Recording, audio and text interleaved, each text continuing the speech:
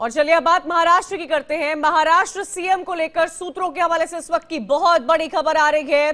मुरलीधर हो सकते हैं महाराष्ट्र के नए सीएम। इस वक्त की बड़ी खबर आपको बता दें, मुरलीधर मोहोल हो सकते हैं महाराष्ट्र के नए चीफ मिनिस्टर। सूत्रों के हवाले से अहम खबर आ रही है। सर्वसम्मति से मोहोल को बनाया जा सकता है विधायक दल का नेता। नड्डा की जगह देवेंद्र फडणवीस हो सकते हैं बीजेपी अध्यक्ष। बहुत बड़ी खबर इस वक्त की आपको महाराष्ट्र की सियासत से जुड़ी हुई बता रहे हैं। देवेंद्र फडणवीस का कद और आगे बढ़ सकता है। दिल्ली में गए थे, मुलाकातों का दौर लगातार जारी रहा।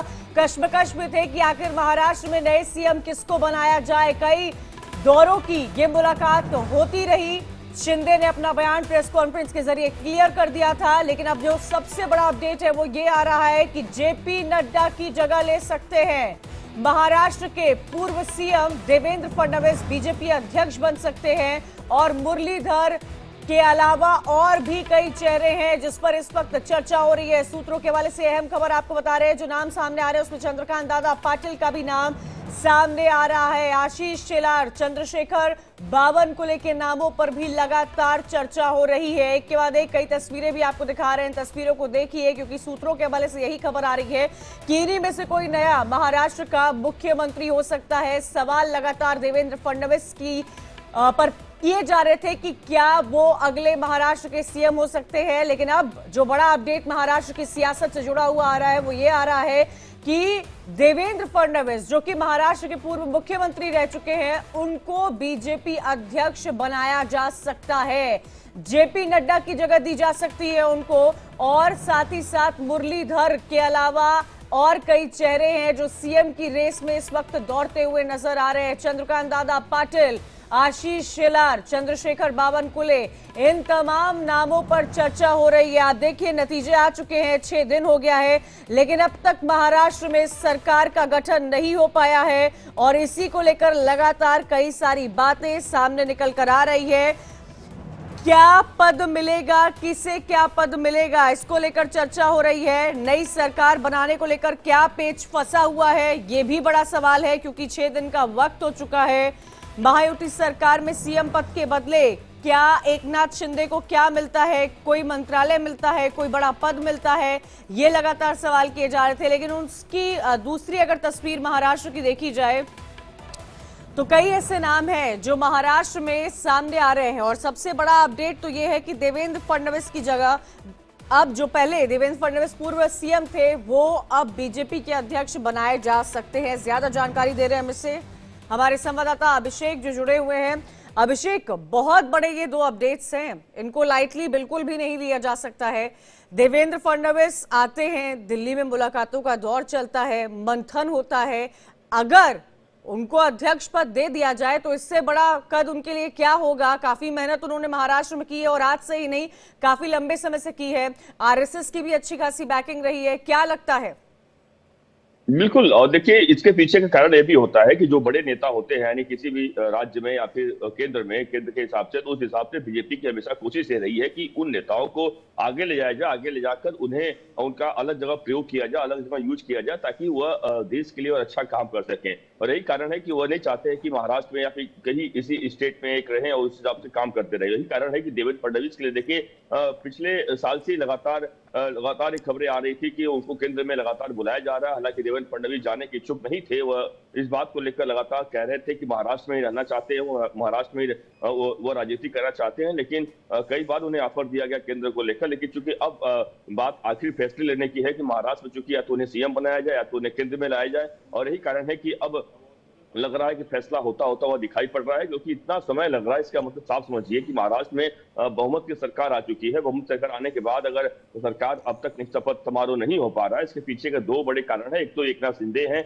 एकनाथ शिंदे की तमाम 2 मांगे नई बढ़ गई हैं, जिसकी वजह से बीजेपी परेशान है। दूसरी एक है कि वह चाहती है कि महाराष्ट्र में और सीएम का फेस चेंज करे, जिसको लेकर ही वह अब बड़ा उनकी मीटिंग चल रही है और इस बारे में लगातार बातचीत शुरू हो चुकी है। और इसीलिए कहा कि जो मुरलीधर मोहोल हैं, जो कि पुणे के हैं और बहुत कट्टर आरएसएस के हैं, और साथ ही साथ वह एक ऐसे नेता हैं कि जो नो कंट्रोवर्सी वाले, कोई के ऊपर कोई आरोप लगा नहीं है और केंद्र में राज्य मंत्री भी हैं, उन्हें लाने का प्लान चल रहा है कि उन्हें लाया जाए, ताकि सर्वसम्मति से हर कोई स्वीकार कर लेगा। क्योंकि ऐसे किसी नेता को लाया जाएगा, मान लीजिए जिनके नाम चल रहे हैं, अगर वह साथ कंट्रोवर्सी में फंस सकते हैं कई सारे चीजों में, क्योंकि पहले से बहुत अधिक सक्रिय राजनीति में रहे हुए हैं। अच्छा लेकिन अभिषेक, अगर उनके नाम, जैसे मुरलीधर का नाम आप ले रहे हैं और भी कई ऐसे नाम हैं जिनको हम लगातार चला रहे हैं, अगर उनके नाम सामने आते हैं या उनको सीएम बनाया जाता है तो ये कोई आश्चर्य की बात नहीं होगी। क्योंकि आपने देखा होगा जब एमपी, राजस्थान, छत्तीसगढ़ में नया सीएम फेस बनाया गया था तो लोग इतना जानते ही नहीं थे, क्योंकि उनकी चर्चा नहीं थी। ऐसा नहीं कि वो नेता नहीं थे, लेकिन उनकी चर्चा इतनी नहीं हुई थी।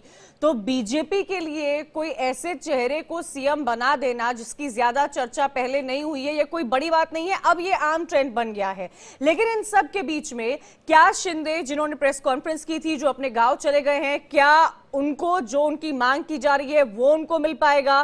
क्या देवेंद्र फडणवीस, जिन्होंने लगातार कहा कि मैं महाराष्ट्र की राजनीति करना चाहता हूं, उनको केंद्र में जगह अगर मिलती हुई नजर आ रही है तो उनके लिए कितनी बड़ी फायदे की बात है? क्या इस चीज से देवेंद्र फडणवीस संतुष्ट होते नजर आएंगे? देखिए, अगर एकनाथ शिंदे की बात, दोनों की बात कर लें, देखिए एकनाथ शिंदे केंद्र में जाना नहीं चाहते और केंद्र में जाएंगे। जो हमारे सूत्र बता रहे हैं कि किसी भी सूरत में एकनाथ शिंदे तो कम से कम केंद्र में नहीं जाएंगे, वो महाराष्ट्र में की राजनीति करेंगे, महाराष्ट्र में अपनी पार्टी को मजबूत करेंगे। क्योंकि महाराष्ट्र की उनकी पार्टी पहले मजबूत होगी, वह मजबूत होगी तो आगे वह जा पाएंगे। तो किसी भी सूरत में एकनाथ शिंदे तो केंद्र में नहीं जाने वाले। हाँ, लेकिन उनकी तरफ से जो ऑफर किया गया है कि एक कैबिनेट मिनिस्टर केंद्र में बनाया जाएगा, उसके बदले में अगर यहाँ पर चीजें, तो उनको एकनाथ शिंदे को बिल्कुल ऑफर किया गया, लेकिन जाने वाले नहीं है। जानकारी मिल रही है कि उनके बेटे श्रीकांत शिंदे को एक्टिव पॉलिटिक्स में, यानी मंत्री में उतार सकते हैं। तो हो सकता है श्रीकांत शिंदे को केंद्र में मंत्री बना दिया जाए, यह जानकारी मिल रही है। क्योंकि महाराष्ट्र में अगर एकनाथ शिंदे श्रीकांत शिंदे को, अपने बेटे को उतार देंगे तो कहीं कहीं वह केंद्र से हाथ धो बैठेंगे। तो इसलिए चाहते हैं केंद्र में बना रहे, और महाराष्ट्र में तो रहेंगे। क्या अभिषेक, क्या एकनाथ शिंदे ने कोई पद की भी मांग की है यहाँ पर? कि हाँ ठीक है, उन्होंने प्रेस कॉन्फ्रेंस करके बोल दिया कि पीएम मोदी हमेशा मेरे साथ थे, अमित शाह मेरे साथ थे, उन जीत के बाद उनका फोन भी आया था, बातचीत भी हुई थी, मुझे बीजेपी के सीएम बनने से किसी कोई दिक्कत नहीं है। क्या एकनाथ शिंदे की तरफ से किसी पद की मांग की जा रही है? क्योंकि जब वो गांव चले गए थे तो काफी इस पर चर्चा हो रही थी जोरों से।